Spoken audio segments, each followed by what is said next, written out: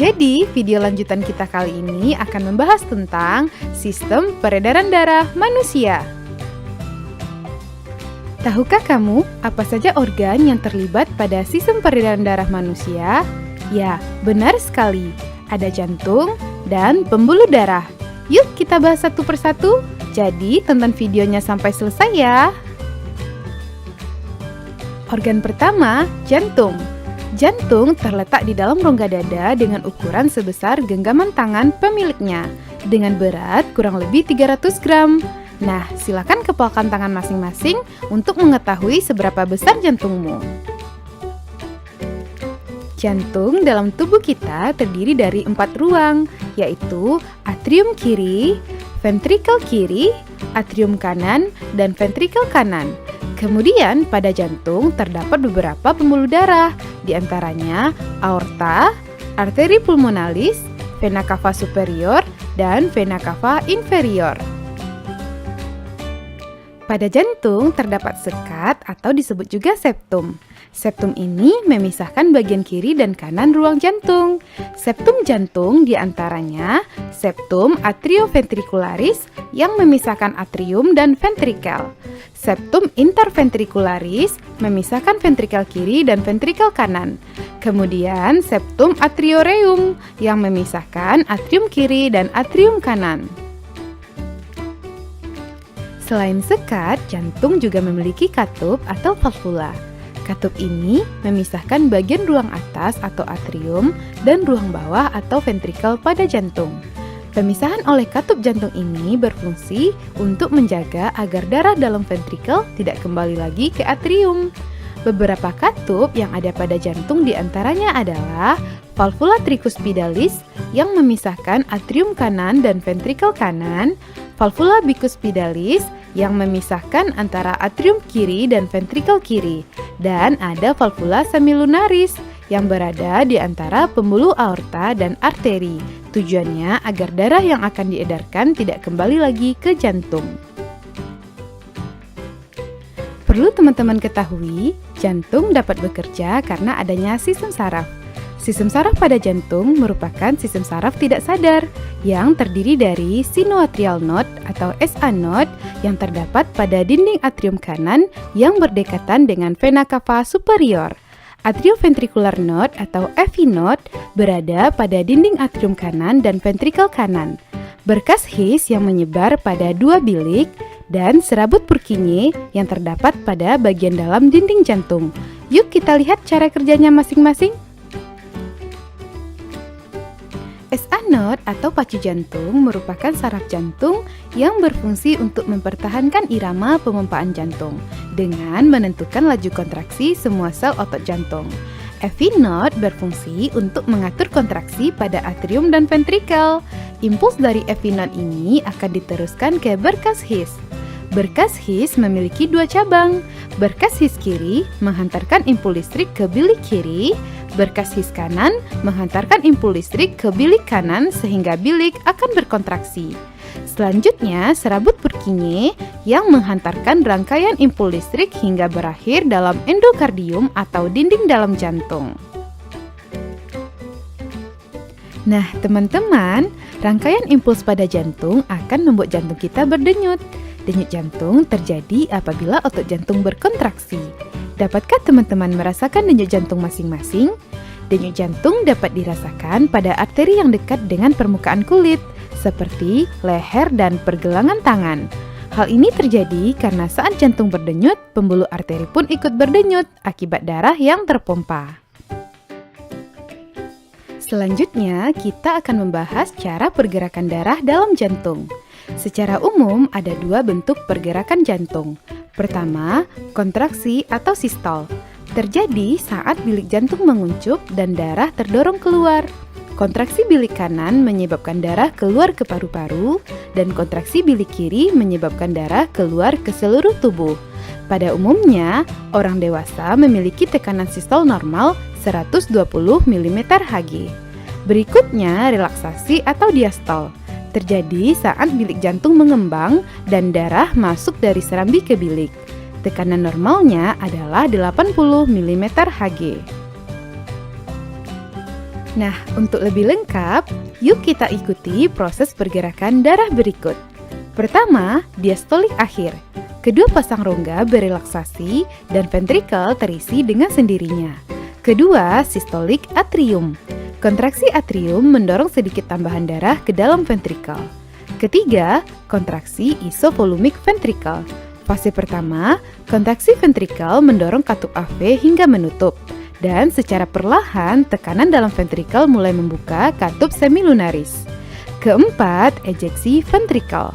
Saat tekanan di dalam ventrikel meningkat dan lebih tinggi daripada tekanan di dalam arteri, katup semilunaris terbuka utuh dan darah dikeluarkan. Kelima, relaksasi isovolumik ventrikel. Saat ventrikel berelaksasi, tekanan ventrikel turun, darah mengalir kembali ke dalam atrium dan dikunci oleh katup. Kemudian kembali ke tahap pertama dan proses ini berulang secara terus-menerus. Alat peredaran darah yang kedua adalah pembuluh darah. Terdiri dari pembuluh nadi atau arteri dan pembuluh balik atau vena. Kita bahas satu persatu. Pembuluh nadi atau arteri, tugasnya membawa darah keluar dari jantung. Pembuluh nadi terdiri dari 3 lapisan. Endotelium atau lapisan dalam tersusun atas sel epitel. Lapisan tengah berupa otot polos untuk mengatur aliran dan tekanan darah. Kemudian lapisan luar berupa jaringan ikat yang kuat dan elastis untuk mempertahankan tekanan darah. Pada pembuluh nadi terdapat cabang kecil yang terhubung langsung dengan pembuluh kapiler, disebut dengan arteriola. Pembuluh kapiler fungsinya sebagai tempat pergantian oksigen dan hasil metabolisme. Pembuluh nadi ada 2 macam, yaitu aorta, berfungsi membawa darah yang banyak mengandung oksigen dari jantung ke seluruh tubuh, dan arteri pulmonalis, membawa darah yang banyak mengandung karbon dioksida dari jantung menuju paru-paru. Selanjutnya, pembuluh balik atau vena, berfungsi membawa darah menuju jantung. Letaknya dekat dengan permukaan kulit dan berwarna kebiruan. Pembuluh balik memiliki struktur lapisan yang mirip dengan pembuluh nadi. Terdiri dari lapisan dalam berisi sel epitel, lapisan tengah tersusun oleh jaringan otot polos, dan lapisan luar berupa jaringan ikat. Cabang kecil dari pembuluh balik atau vena disebut dengan venula. Ada 3 jenis pembuluh vena, yaitu vena cava superior, membawa darah yang banyak mengandung karbon dioksida dari tubuh bagian atas, vena pulmonalis, membawa darah yang kaya oksigen dari paru-paru ke jantung, dan vena cava inferior, membawa darah yang mengandung karbon dioksida dari tubuh bagian bawah. Gimana? Sampai di sini teman-teman bisa membedakan karakteristik kedua pembuluh darah kita ya? Jadi, dapat kita simpulkan perbedaan antara pembuluh arteri dan vena sebagai berikut. Dilihat dari dinding selnya, arteri memiliki dinding yang tebal dan elastis. Sebaliknya, vena memiliki dinding yang tipis dan kurang elastis. Pembuluh arteri memiliki satu katup pada pangkal aorta, sedangkan pembuluh vena memiliki banyak katup yang tersebar di sepanjang vena. Letak pembuluh arteri pada bagian dalam tubuh, sedangkan vena di permukaan tubuh. Pembuluh arteri memiliki tekanan darah yang kuat, jika luka darahnya akan memancar. Sebaliknya, vena memiliki tekanan darah yang lemah, sehingga darahnya hanya menetes jika terluka. Terakhir, arah aliran darah. Arteri meninggalkan jantung, sedangkan vena menuju jantung. Nah, teman-teman, rangkaian proses mengalirnya darah dalam tubuh kita memiliki sistem yang teratur dengan karakteristik sebagai berikut. Peredaran darah kita merupakan sistem peredaran darah tertutup karena darah hanya mengalir di dalam pembuluh darah. Peredaran darah kita merupakan sistem peredaran darah ganda karena darah melewati jantung sebanyak 2 kali dalam sekali peredaran, yang terdiri atas peredaran darah kecil dan peredaran darah besar.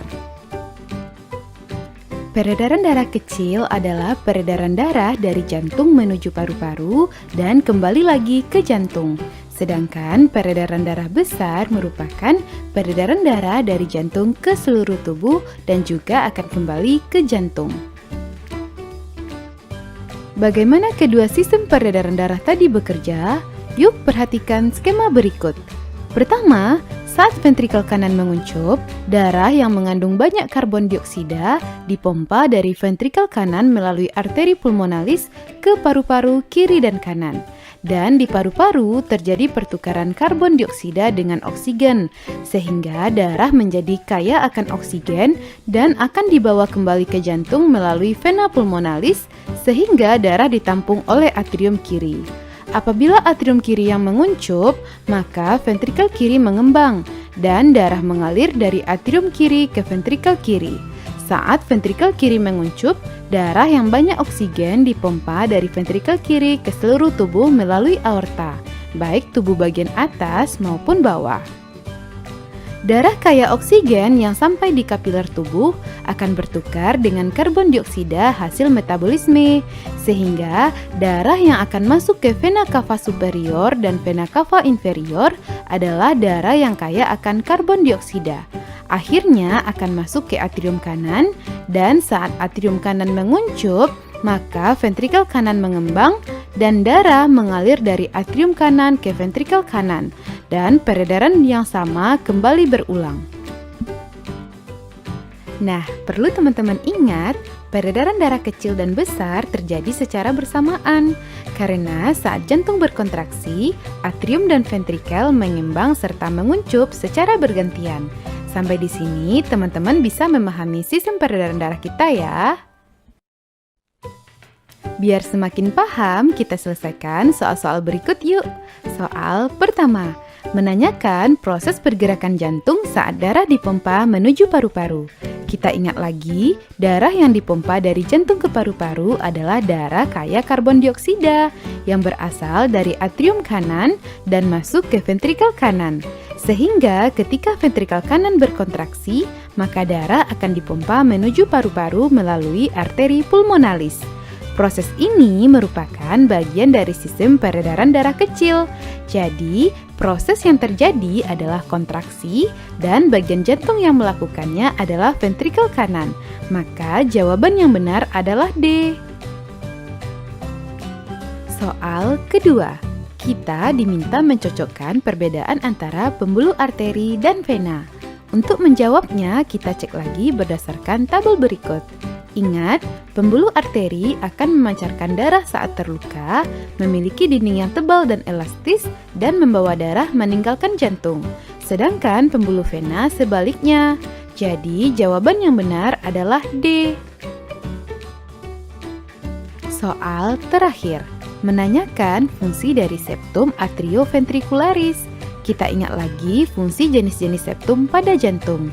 Septum atrioventricularis berfungsi untuk memisahkan atrium dan ventrikel. Ingat ya, atrio adalah atrium dan ventrikular adalah ventrikel. Interventricularis antar ventrikel, sedangkan atrium reum antar atrium. Jadi jawaban yang benar adalah A. Oke teman-teman, jadi di video kali ini kita udah membahas tentang organ-organ peredaran darah. Ada jantung yang memiliki atrium, ventrikel, septum, dan valvula. Ingat, bagian kanan jantung baik atrium maupun ventrikel kaya akan darah karbon dioksida. Sedangkan bagian kiri jantung kaya akan darah oksigen. Atrium tugasnya menampung darah dari luar jantung, sedangkan ventrikel memompa darah keluar jantung. Dan ada pembuluh darah yang terdiri dari pembuluh nadi atau arteri dan pembuluh balik atau vena. Kemudian sistem peredaran darah.